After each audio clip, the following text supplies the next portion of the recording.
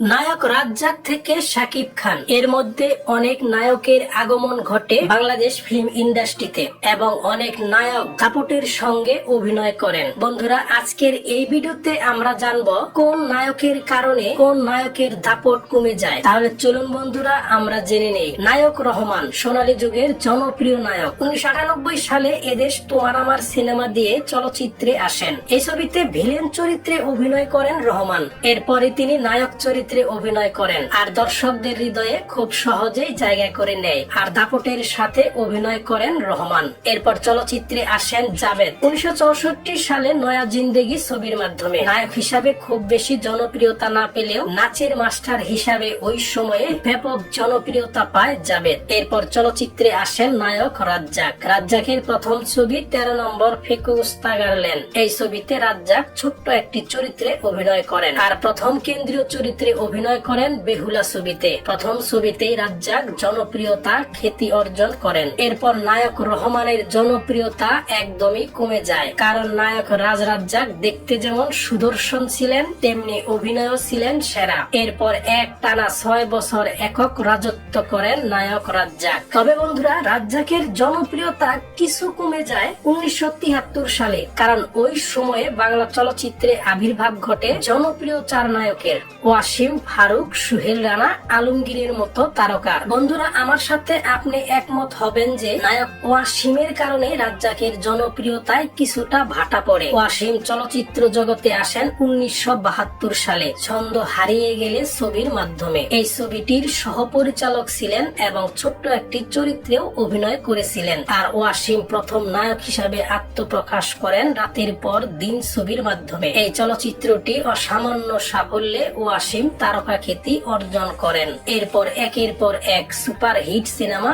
উপহার দিতে থাকেন। তাই এটাই সত্য যে ওয়াসিমের জন্যই একক রাজত্বে থাকা রাজ্জাকের জনপ্রিয়তায় ভাটা পড়ে যায়। এর কারণ হলো ওই সময়ে অ্যাকশন লোক ফ্যান্টাসির নায়ক একমাত্র ওয়াসিম ছিলেন। যেমন রাজ্জাকের চেয়ে উচ্চতায় বেশি ছিলেন নায়ক ওয়াসিম, আবার বডির দিক দিয়ে সব নায়কের মধ্যে তিনি ছিলেন সেরা। তাই ওই সময়ে ওয়াসিমের দাপট ছিল বেশি। আবার 1972 সালে চলচ্চিত্রে আসেন সুহেল রানা, তবে তিনি নায়ক হয়ে নয়, প্রযোজক হিসাবে। বাংলাদেশের প্রথম মুক্তিযুদ্ধ চলচ্চিত্র ওরা 11 জন ছবির মাধ্যমে। আর নায়ক হিসাবে পর্দায় হাজির হন 1974 সালে মাসুদ রানা ছবির মাধ্যমে। শুধু নায়ক নন, পরিচালক হিসাবে আত্মপ্রকাশ করেন সুহেল রানা আর প্রথম ছবি দিয়ে তারকা খ্যাতি অর্জন করেন। রাজ্জাক, ওয়াসিম, সুহেল রানার যখন দাপট, ঠিক তখনই আরেক নায়কের দাপট শুরু হয়। তিনি হলেন ফারুক। ফারুক 1971 সালে চলচ্চিত্রে আসেন জল ছবি চলচ্চিত্রের মাধ্যমে। নায়ক ফারুক শুরুতে জনপ্রিয়তায় না থাকলেও ফারুকের দাপট শুরু হয় 1975 সালে লাঠিয়াল ছবির মাধ্যমে। এই ছবি দিয়ে রাতারাতি জনপ্রিয়তার শীর্ষে উঠে যায়, কারণ গ্রামের ছবির নাম্বার 1 নায়ক হয়ে যায় ফারুক। এই 4 নায়ক যখন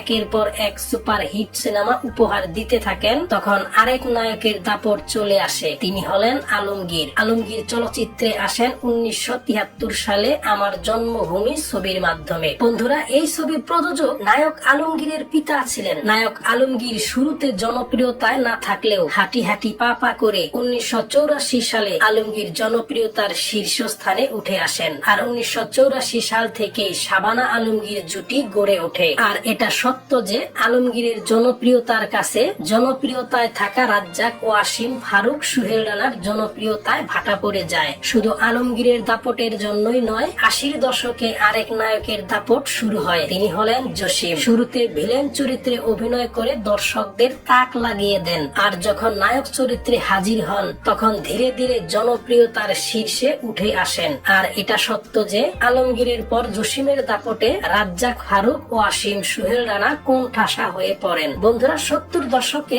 আরো 2 জন নায়কের আগমন ঘটে, উজ্জ্বল এবং বুলবুল আহমেদের। উজ্জ্বল চলচ্চিত্রে আসেন 1970 সালে বিনিময় ছবির মাধ্যমে। আরেক নায়ক বুলবুল আহমেদ আগমন করেন 1972 সালে। বুলবুল আহমেদ চলচ্চিত্রে আসার আগে তিনি ছোট্ট পর্দায় অভিনয় করেছেন। 1964 সালে বুলবুল আহমেদ অভিনয় জীবন শুরু করেন। উজ্জ্বল এবং বুলবুল আহমেদের দাপট ছিল একদমই সাদা মাখা। এটা সত্য যে ওয়াসিম, সুহেল রানা, ফারুক, আলমগীরদের পরে উজ্জ্বল এবং বুলবুল আহমেদের জনপ্রিয়তা ছিল। আবার 80 দশকের মাঝামাঝির সময়ে আরো 2 নায়কের উত্থান শুরু হয়, ইলিয়াস কাঞ্চন এবং রুবেলের। ইলিয়াস কাঞ্চন চলচ্চিত্রে আসেন 1977 সালে বসুন্ধরা ছবির মাধ্যমে। ইলিয়াস কাঞ্চন 1977 সাল থেকে ধীরে ধীরে জনপ্রিয়তার সিঁড়ি বেয়ে উঠতে থাকেন। ইলিয়াস কাঞ্চন জনপ্রিয়তার শিখরে পৌঁছে যায় 1983 সালে আঁখি মিলন ছবির মাধ্যমে। রোমান্টিক এবং অসাধারণ গানের ছবিটি ওই সময় হয়ে যায় সুপারহিট। এরপরে ইলিয়াস কাঞ্চনের দাপট শুরু হয়ে যায়। এরপরে প্রতি বছর ইলিয়াস কাঞ্চনের ছবি থাকে শীর্ষস্থানে। এরপর ইলিয়াস কাঞ্চন আলমগীর, ইলিয়াস কাঞ্চন জসিম জুটি বেঁধে একের পর এক ব্যবসা সফল সিনেমা উপহার দেন। আবার 1986 সালে আরেক নায়কের আবির্ভাব ঘটে, লড়াকু নায়ক রুবেলের। রুবেল প্রথম ছবি দিয়ে জনপ্রিয়তার শিখরে উঠে যান, কারণ রুবেলের ছবির ধরন ছিল অন্যরকম, মার্শাল আর্ট এবং ব্যতিক্রমী ভাবনার ছবি। আর ওই সময়ে শহীদুল ইসলাম খোকনের ছবিগুলো রুবেলকে এনে দিয়েছিল আকাশচুম্বী জনপ্রিয়তা, কারণ রুবেল শহীদুল ইসলাম খোকনের জুটি প্রত্যেকটি ছবি ছিল সুপার ডুপার হিট। তাই বলাই যেতে পারে রুবেল, ইলিয়াস কাঞ্চন, জসিম, আলমগীরের দাপটে চলচ্চিত্র থেকে ছিটকে পড়েন রাজ্জাক, ওয়াসিম, ফারুক, সোহেল রানার মতো তারকা। আবার 1991 সালে নায়ক মান্নার কিছুটা জনপ্রিয়তা পায়। আবার 1993 সালেই সালমান শাহ এবং ওমর সানির আগমন ঘটে। রোমান্টিক নায়ক হিসাবে সালমান শাহ আকাশচুম্বী জনপ্রিয়তা পায়। তবে সালমান শাহ খুব বেশি দিন দাপট দেখাতে পারেনি, কারণ তার মৃত্যু। আবার এদিকে 90 দশকে দাপটের সঙ্গে অভিনয় করেন ওমর সানি, তবে সেটা ইলিয়াস কাঞ্চন, রুবেল, আলমগীর, জসিমের পর। আবার এদিকে নায়ক মান্না 1991 সাল থেকে ধীরে ধীরে জনপ্রিয়তার শিখরে উঠতে থাকেন। 1997 সালে নায়ক মান্না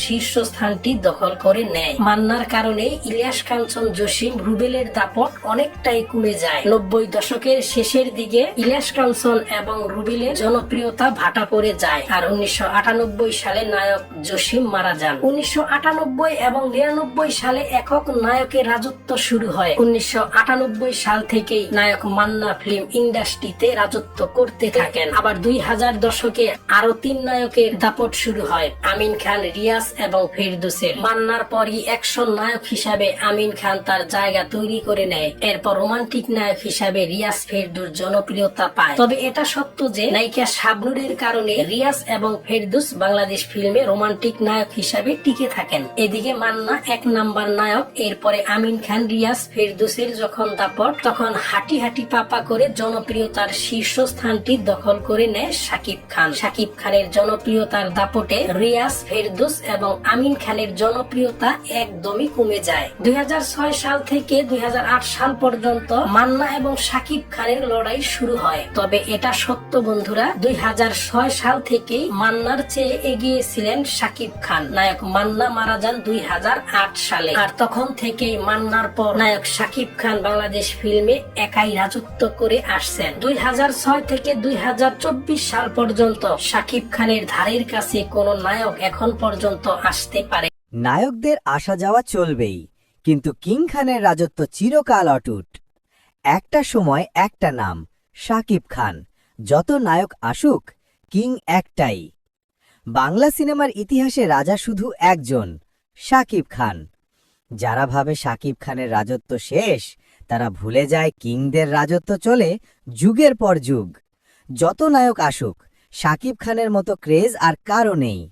শাকিব খানকে ছাপিয়ে যাওয়া শুধু কঠিন না, অসম্ভব। রাজা রাজাই থাকে, তার আসন অন্য কেউ নিতে পারে না। প্রমাণ শাকিব খান। কত নায়ক এলেন আর গেলেন, কিন্তু শাকিব খানের জায়গা কেউ নিতে পারেনি। বাংলা সিনেমার ইতিহাসে এক অনন্য নাম, শাকিব খান। যতই নতুন নায়ক আসুক, তার রাজত্ব আজও অটুট। সময় প্রমাণ করেছে শাকিব খান একটাই।